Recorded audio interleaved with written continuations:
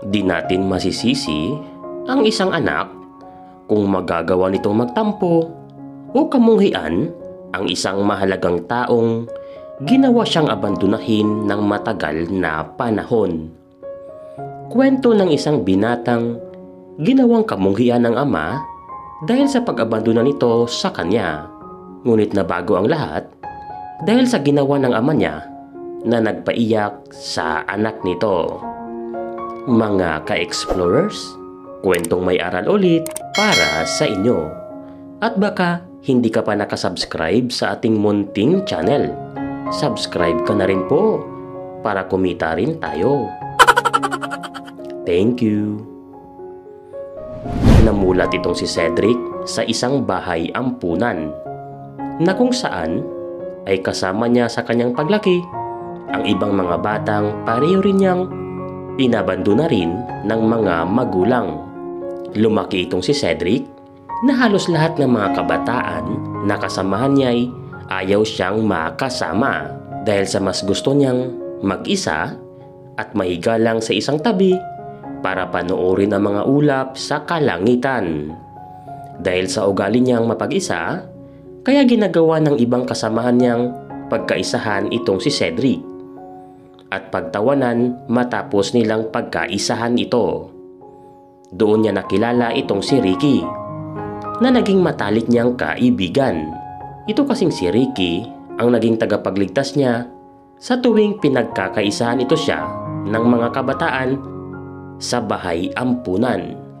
Simula nang namagitan itong si Ricky ay di na muli pa pinagkaisahan itong si Cedric. Ngunit kahit na meron ito siyang matalik na kaibigan, ay di pa rin ito naibsan ang lungkot na kanyang nadarama.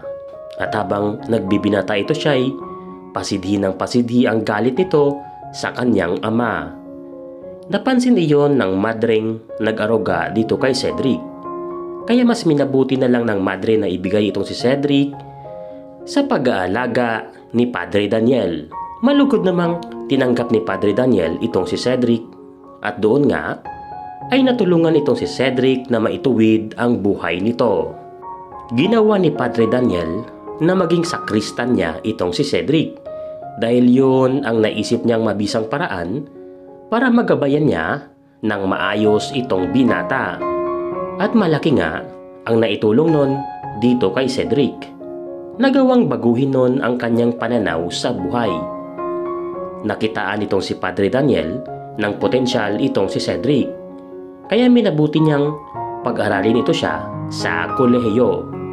At hindi nga nabigo itong si Padre Daniel sa kanyang inaakala. Dahil sa naging tutok itong si Cedric sa pag-aaral nito. At kabaliktaran na ang pinagdaanan niya sa kolehiyo kumpara noong bata pa ito siya. Marami na ang tumitingala sa kanya at bilib sa kanyang katalinuhan. At dahil doon, ay nagtapos ito siyang magna cum laude sa kolehiyo. Sa 3 taong lumipas, ay ginawa nitong si Cedric na magtrabaho at pinag-ipunan ang matagal na niyang planong pagnenegosyo hanggang sa dumating na ang tamang panahon para simulan rin niya ang pagnenegosyo nito. Sinimulan ni Cedric ang kanyang sariling accounting firm at nagulat siya sa bilis ng pag-angat ng kanyang negosyo. Dala na rin siguro na marami na ito siyang kakilala at marami na rin ang nakakakilalang magaling ito siya sa ganong klaseng trabaho. Sa mga buwan na lumipas, ay dumami na ang mga tauhan nitong si Cedric hanggang sa dumagdag pa ang mga branch ng kumpanya niya dahil sa talagang maraming taong tumatangkilik sa kanyang negosyo. At isa pa'y magaling naman talaga itong si Cedric pagdating sa accounting na trabaho.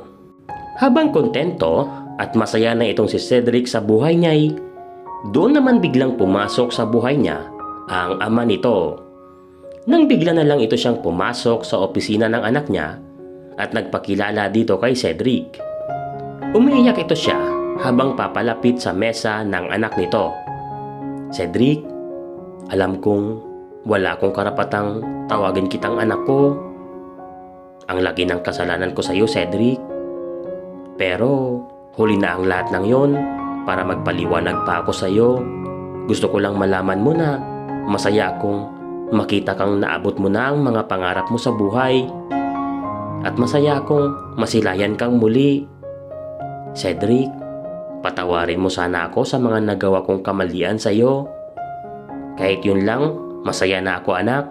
Sa sinabi ng lalaking yon ay natigilan itong si Cedric at walang kahit isang katiting na pagdududang na drama itong si Cedric na siya nga ang ama niya.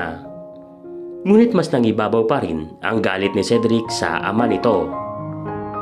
Hanggang sa nagsalita ito siya. Tapos ka na bang magsalita? Pwede ka nang umalis. Galit na sambit ni Cedric. Nang marinig ng tatay niya ang sinabi ni Cedric, ay napayoko ito siya at tumalikod at dahan-dahang umalis. Pagkaalis ng ama niya'y doon naman umago sa mga luha ni Cedric.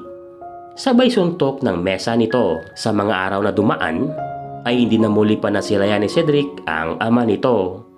Hanggang isang araw, bigla na lang nahimatay itong si Cedric habang papalabas ng opisina niya. Pagkagising niya sa hospital, ay aalis na sana ito siya. Dahil sa buong akala niya'y dala lang yun ng gutom, kaya ito siya nahimatay. Ngunit, laking gulat niya nang marinig niya mismo galing sa bunganga ng doktor ang rason kung bakit ito siya nahimatay. Sir, meron po kayong heart failure, kaya minsan ay nahihimatay kayo. Nandito na po ito siya sir, simula pagkabata nyo. Ngayon lang talaga mas tumindi siya.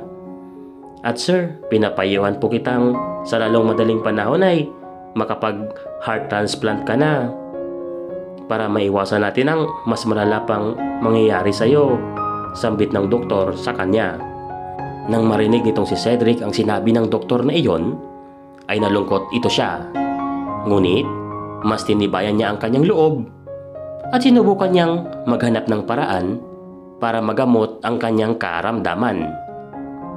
Sa mga araw na dumaan, ay nanghihinaan na ng loob itong si Cedric dahil sa wala ni isang may gustong mag-donate ng puso sa kanya. Hanggang isang araw, hindi na malayan itong si Cedric na inatake na pala ito siya sa puso at nagising na lang ito siya sa hospital. Pagkagising niya'y agad niyang kinausap ang doktor na nandun sa oras na yon. Dok, ba't ako nandito?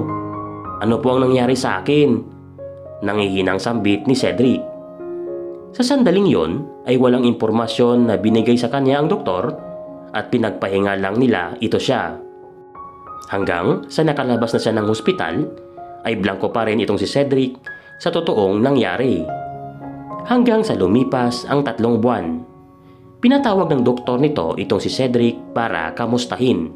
Sa kalagitnaan ng pag-uusap nila'y tinanong si Cedric ng doktor kung hindi ba siya nagtataka kung sino ang taong nag-donate ng puso sa kanya.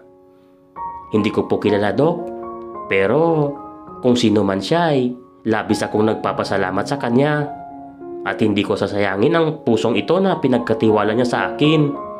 Utang ko sa kanya ang buhay ko. Tugon ni Cedric.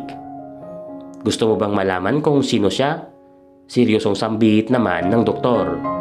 Opo, Dok, kung maaari. Excited naman na saad ni Cedric. O siya, sige, sasabihin ko na. Pero huwag kang mabibigla. Ang kaisa-isang taong yon na nag-donate ng puso sa iyo ay walang iba kundi ang tatay mo, Cedric. Matapos na sabihin niyo ng doktor ay napayuko itong si Cedric at natahimik. Pinapasabi pala ng ama mo, sir, napatawad. Dagdag pa ng doktor. Sa sinabi ng doktor ay doon na tumulo ang mga luha nitong si Cedric at hindi niya pinalampas ang araw na yon at binisita niya ang puntod ng ama nito. Ginawang patawarin ni Cedric ang ama nito at pinasalamatan sa pagbigay sa kanya ng pangalawang buhay. At simula sa araw na yon ay walang pinapalampas na araw itong si Cedric na hindi niya nabibisita ang puntod ng ama nito. Mga ka-explorers, totoong mahirap magpatawad ng isang taong labis na nagbigay sa atin ng pahirap at pasakit. Ngunit palagi po nating tatandaan na isa lang ang magpapalaya sa atin sa ating galit. Yun ay ang pagpapatawad.